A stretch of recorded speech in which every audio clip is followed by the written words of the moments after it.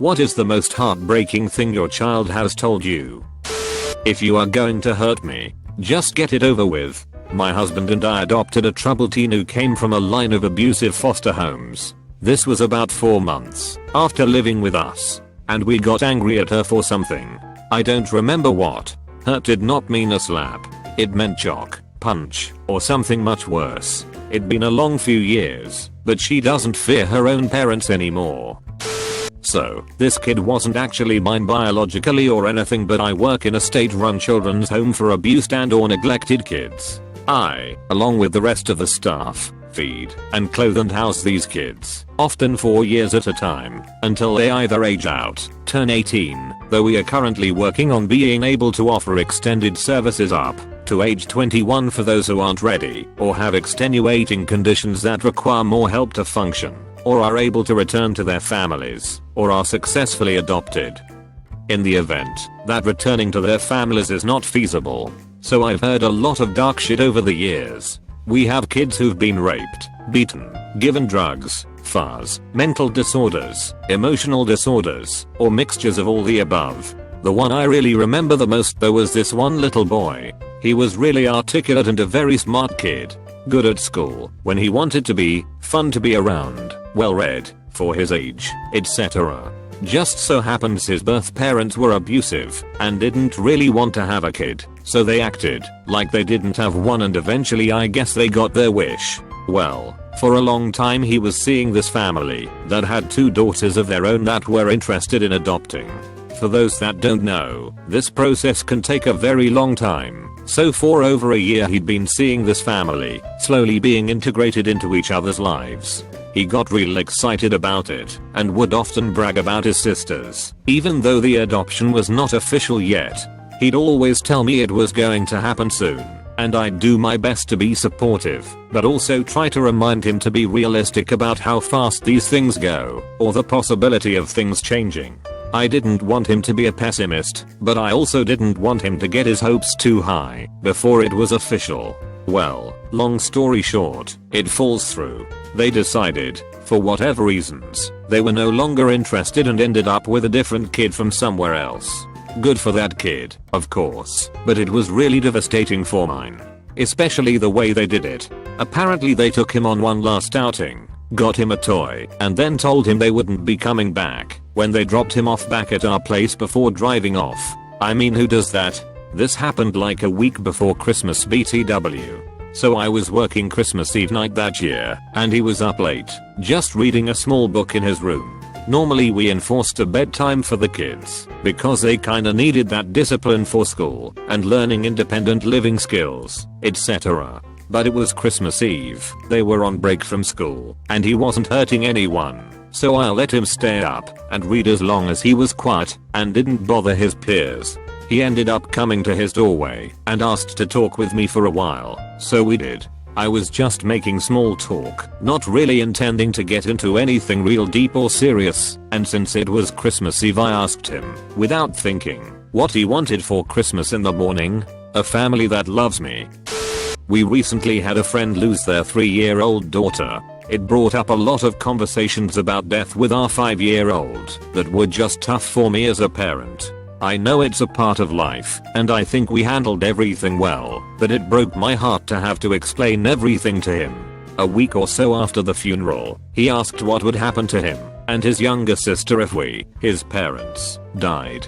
He asked if they would be alone and who would take them to school. I explained that his grandparents would, but they would probably go to a different school then, and he told me, if you die when I'm a grown up but sister isn't, I will take care of her, and I will take her to school. It kind of killed me. I don't know. It's nothing so tragic, but having him come to some sort of understanding about loss was really hard on me. I'm a single father to a 7-year-old boy. He was very close to my dad. My dad, God love him, was an alcoholic and died at 56 3 years ago. One night while my son and I were back in my hometown for his funeral, we were just sort of hanging out on the couch and my son tears up a bit and says, "Daddy, promise you won't ever die." Not really thinking, I replied, "Buddy, we all go sometime. Are you afraid of not having a daddy around to help you?" He replied, "No, I'm afraid of not having you left to love me." It brought on the heartbreak for sure. There was a 9-year-old boy sitting during youth choir rehearsal with tears flowing down his cheeks throughout. Normally, he was very upbeat and enthusiastic about participation, but not this particular day. After rehearsal, I took him aside and asked what was wrong. He said that a wake for his grandmother's funeral was taking place and his parents wouldn't let him go because they thought he was too young to handle it. He just looked at me and said, "I love my grandmother and I want to be with her."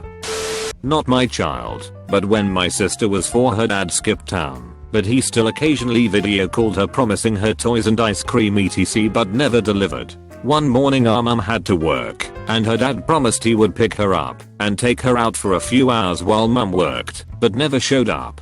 I ended up taking her out, and while we were walking she suddenly started crying and asked me why. "Doesn't my daddy love me?" My son was 8 or 9 when he said maybe when I'm in high school people won't make fun of me anymore, and my heart shattered. I had gone up against a school district who called children's services on us in retaliation for reporting the teacher who was bullying my son. I had gone toe to toe with this man. I couldn't do the same with the kids at his new school. He had bruises on his neck from being choked, marks on his arm from those Indian burns, or whatever that lasted 2 days. Bruises he shouldn't have had, that couldn't be explained. He was making up upset stomachs and headaches and other ailments to get out of school. His stepmom and I called repeatedly, tried everything. Finally things stopped, and he's now 11 and happy, but it was a heartbreaking year and I'll never forget those words. As part of my long practicum, I was a student teacher in a grade 3 quarters class that had a girl with extreme behavior issues, lying, stealing, tantrums, running away, physical aggression, etc. She could be really sweet and charming when she wanted to be, but had no control over her emotions and wasn't able to make/keep friends. Nobody ever wanted to sit with her or work on projects with her, and nobody invited her to join their games at lunch or recess. One day she got into a screaming match with some girls who wouldn't let her play a skipping game with them and had to be pulled out of the gym. I was sitting with her in the hallway trying to talk to her about what happened when she burst into helpless tears, the first genuine ones I'd seen from her, and said, "I know it's my fault they don't like me, but I try so hard to be good, and I just can't. I'm so mean and angry all the time and I don't know why. I just want my dad to come take me away." Her dad died in a car accident 2 years earlier. Not me, but my parents. After I got my first pair of glasses at 4 years old, my parents took me to the park, where I said I can see the mountains. The mountains were in clear view of this park. They felt so bad that they still bring it up to this day. I'm going to be 22 this year. The second time was when I was in kindergarten, and I had to draw a picture of my family. When my parents saw the picture, my dad asked, "Where am I?" I replied, "You're never home." After that he went to his boss and told him that he needed to change his hours because his daughter didn't include him in her family drawing. I was babysitting my niece and nephew.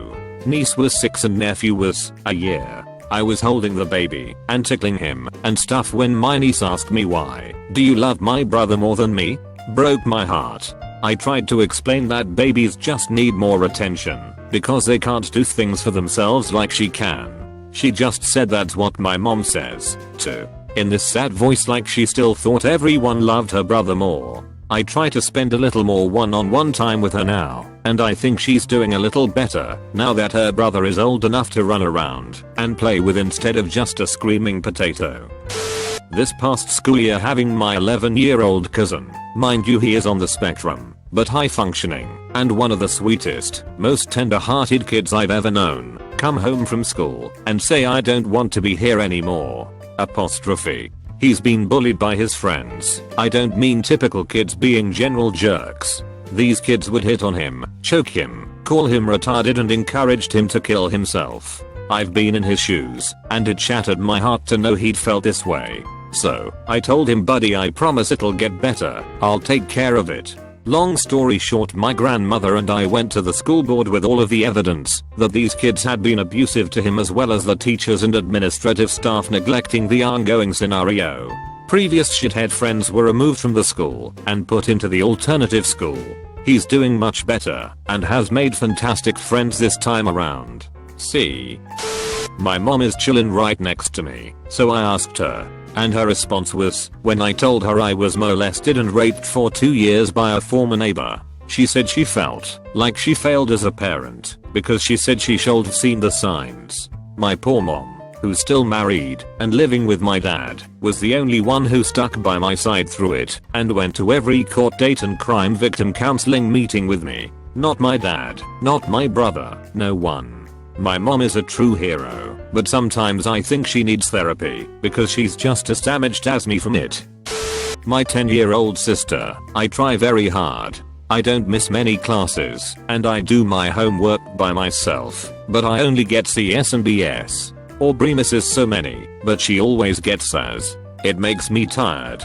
My mother and I know Aubrey's mother from work. She's a teacher who has joked with us about how she does her daughter's homework assignments. And Aubrey hasn't been to school more than 3 days in a week or year because she wasn't feeling it today. It makes me sad that my sister is losing her enthusiasm for learning. She's the sort of kid who finds odd obsessions. Right now it's Helen Keller and Jane Goodall, and she researches them and reads about them near constantly because she can't compete with 40-year-old university-educated helicopter mothers.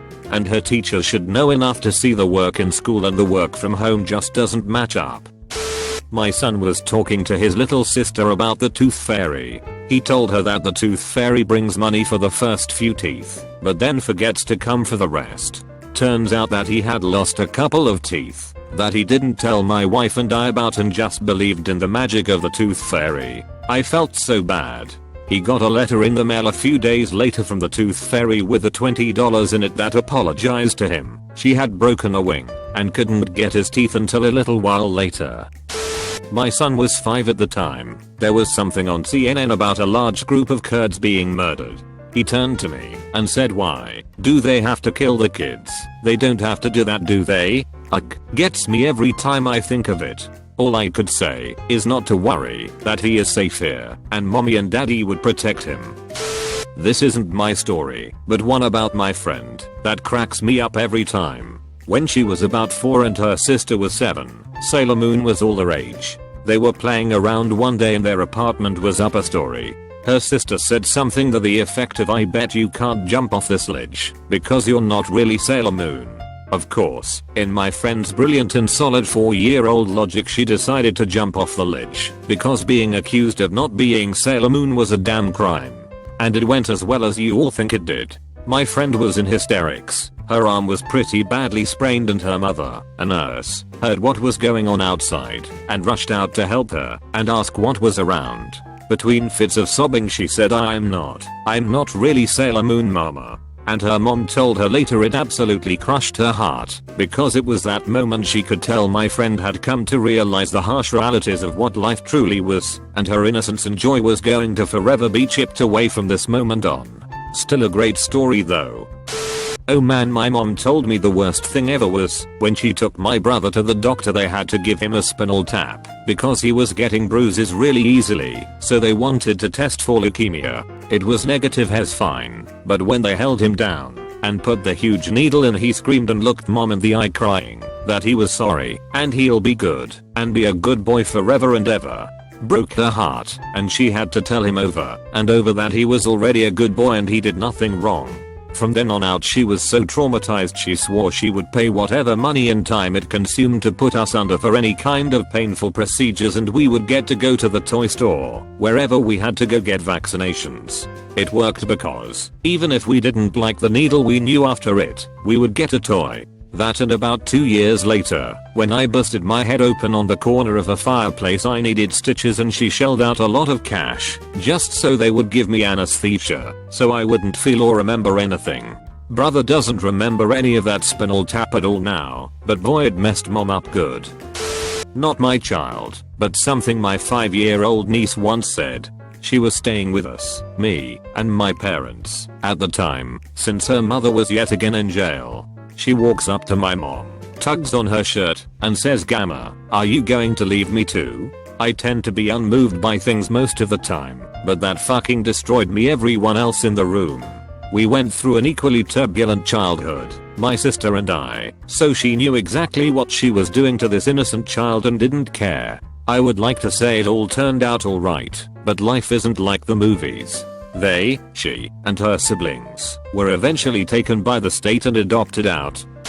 When my son was 11, he went out trick or treating with his friends.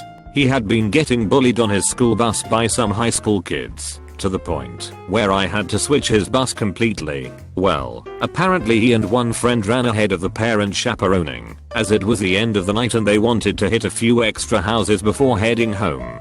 They were THRN spotted by the bullies.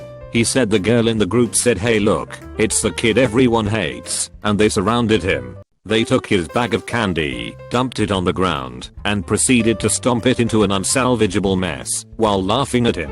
The look of utter defeat and his sobs when he got home and told me about it broke my heart that night. My husband wanted to go find them and kick their asses. I've never felt so sad and helpless as that moment. When I went to work that night and told the other nurses, they banded together and gave me a huge bag of candy to give